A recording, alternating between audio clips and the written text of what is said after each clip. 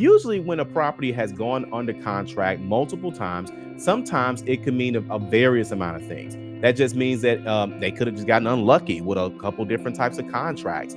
Or the property may have an actual issue that they keep running into. When you're buying a home, there's gonna be a lot of things that you may be afraid of because you never know what sellers are trying to hide. In this video, we're gonna show you all the 5 red flags that sellers hope you don't notice. Let's get right into it. Number 1 is gonna be repairs needed. Now, there may be some things that the seller may need to repair, or there may be some things that they have repaired in the past that probably wasn't done right or was done by a local handyman or something like that. So they're hoping that you may not notice some of the things that a general inspection may not be able to catch, like something that happened a long time ago and is behind the walls, because inspectors don't look through walls, right? Or if your inspector skips something, like they don't check like the crawl space, or if they don't get on top of the roof. I know what you're thinking. You're probably saying, okay, that probably doesn't happen. There are some times where the buyer will hire an inspector, then they may skip something, right? And they may miss that repair was not done by someone licensed, bonded, insured. Not to say that it wasn't done right, but if it wasn't done right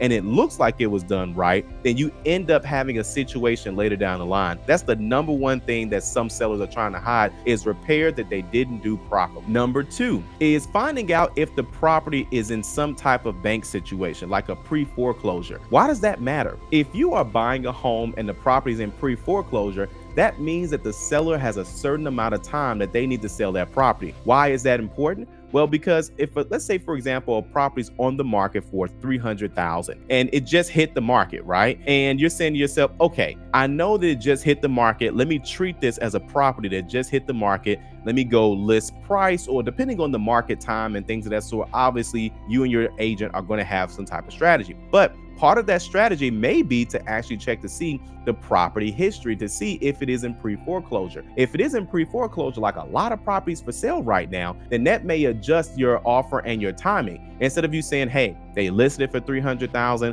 let's go ahead and grab it for $300,000, you may be able to get away with $290, $285 in this particular market, right? So if you do that, now everything is risky. Anytime you don't offer list price, then it's most definitely going to be risky. However, how long it's been on the market plays a role as well too. But if it's pre-foreclosure, that just simply means that they have to be sold and done by a certain time before it reaches that final foreclosure status. So talk to your agent about that, and that's going to help you make an aggressive offer, because they're saying, hey, yes, we want to sell this house and we would rather sell it at this number, but because of time, we have to take this particular offer. Number 3 is going to be market time, or essentially how many times a property not only has been on the market, but has it gone under contract, once before? Has it gone under contract multiple times, right? Usually when a property has gone under contract multiple times, sometimes it could mean a various amount of things. That just means that they could have just gotten unlucky with a couple different types of contracts, or the property may have an actual issue that they keep running into, and it could be expensive. Now, that doesn't necessarily mean that you should see that. If you do see a property that you want to see and you see the history and it's been under contract once or twice or 3 times, and you're saying, okay, there's clearly something wrong with this house. Not necessarily. And you can always ask that question. You can either have your agent ask them and say, hey, listen, we see that the property has been on the market for quite some time. It's been under contract, X amount of times. Let us know so we can prepare ourselves. Is there something that we need to know about this property? In most cases, they'll let you know, because at the end of the day, nobody wants to waste their time. If they're saying, hey, I don't want to waste my time, this is what some buyers have been saying. This is the reason why some deals have been canceled. This is the reason why we've been on the market for so long. And sometimes there are legitimate reasons. I remember having a client that was looking to sell their property, and something happened in the bathroom.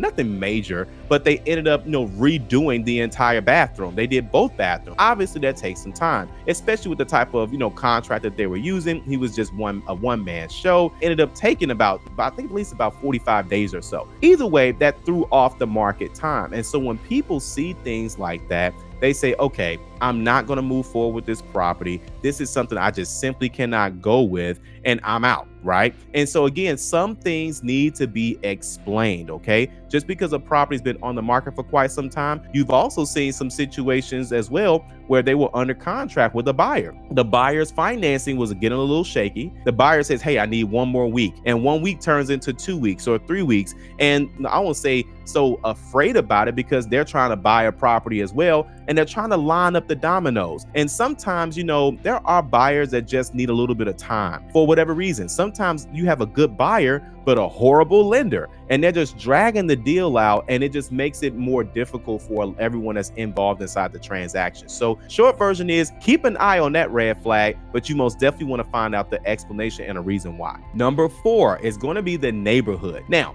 depending on the time of the day, the season, you may not see all the riffraff that is out there. There are a lot of times where properties are on the market, and let's say, for example, it's a decent neighborhood, right? But, for whatever reason, since it's raining outside, you saw it on a rainy day, a snowy day, you saw it when it was cold outside, you saw it when it was a certain time of the day, and the riffraff just hasn't woke up yet, right? And so you said, man, this is a great house. This is a decent neighborhood. This is the house for me. But then when you actually go under contract, you end up doing the inspection. Now you see all the neighborhood is outside, hanging around on the porch, walking around, the smells, sounds. Listen, things can get way left in certain situations. So how do you avoid that? You avoid that by simply driving around the neighborhood during different times of the day. Now, the thing is that now, you may not necessarily be able to get this house in particular, but if you're not necessarily in that neighborhood prior to, I would say at least drive around the neighborhood, drive around the block. If you say, okay, you know what, here's the house, let's drive around the block. Or we saw this house, we like this house, let's stick around the neighborhood to kind of get a feel for what comes in and out. Because you'd be surprised. The things that happen in the morning aren't the same things that happen in the evening time. The things that happen in the winter time are not the same things that happen in the summertime. So keep those things in mind as well. And last but not least is going to be flood insurance. Okay. So now you most definitely want to reach out to your insurance representative. These are rare moments, but you still want to reach out to your insurance representative, not only because you're obviously home shopping and you're going to need some type of quote anyway for homeowners insurance, but you want to say, hey,